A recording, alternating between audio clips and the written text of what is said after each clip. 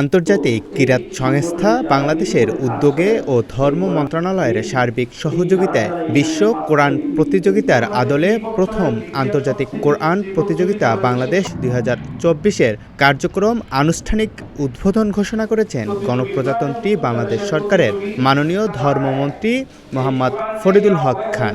প্রথম আন্তর্জাতিক কোরআন প্রতিযোগিতা 2024 আনুষ্ঠানিক কার্যক্রমের শুভ উদ্বোধন ঘোষণা করছি।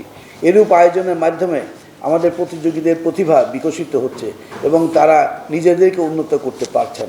এই কারণে যে সকল প্রতিষ্ঠান এরূপ কোরআন বা কিরাত বা ইসলামী জ্ঞান বিষয়ক প্রতিযোগিতা আয়োজন করছে, আমি তাদেরকে আন্তরিকভাবে অভিনন্দন জানাই। এই কার্যক্রমকে এগিয়ে নিতে আন্তর্জাতিক কিরাত সংস্থা বাংলাদেশের মহাসচিব শায়েখ সাদ সাইফুল্লাহ মাদানীকে প্রাথমিকভাবে রইস তথা আহ্বায়ক হিসেবে ঘোষণা করেছেন ধর্মমন্ত্রী।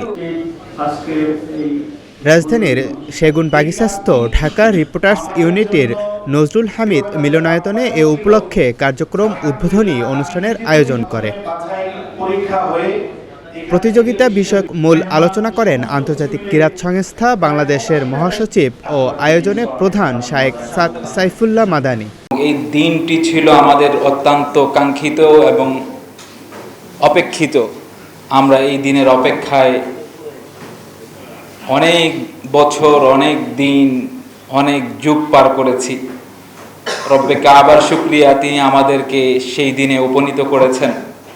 আন্তর্জাতিক কিরাত সংস্থা বাংলাদেশ দীর্ঘদিন যাবৎ কোরআনের প্রচার, কোরআনের চর্চা এবং কোরআনের আওয়াজকে বুলন্দ করার লক্ষ্যে সারা পৃথিবীতে কোরআনের আওয়াজকে ছড়িয়ে দেওয়ার লক্ষ্যে যেভাবে কাজ করে যাচ্ছেন, তারই একটি কর্মসূচি 2024 আন্তর্জাতিক কিরাত সম্মেলন।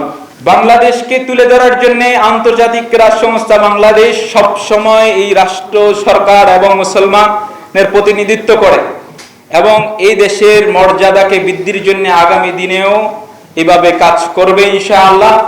স্বরাষ্ট্র মন্ত্রণালয়ের সংসদীয় স্থায়ী কমিটির সভাপতি আলহাজ মোহাম্মদ বেনজির আহমেদ এমপির সভাপতিত্বে এ আয়োজনে বিশেষ অতিথি ছিলেন জামিয়া ইকরা বাংলাদেশের মহাপরিচালক মাওলানা আরিফুদ্দিন মারুফ, বাংলাদেশ পুলিশের সাবেক অতিরিক্ত আইজিপি মোহাম্মদ মাহবুব হোসেন, পিপিএম বার, বিপিএম বার, ইনটেক গ্রুপের চেয়ারম্যান মোহাম্মদ আশরাফুদ্দিন, মিথিলা গ্রুপের পরিচালক জনাব মাহবুব খান হেমেল। জাকারিয়া রবিউল, প্রতিদিনের বাংলাদেশ।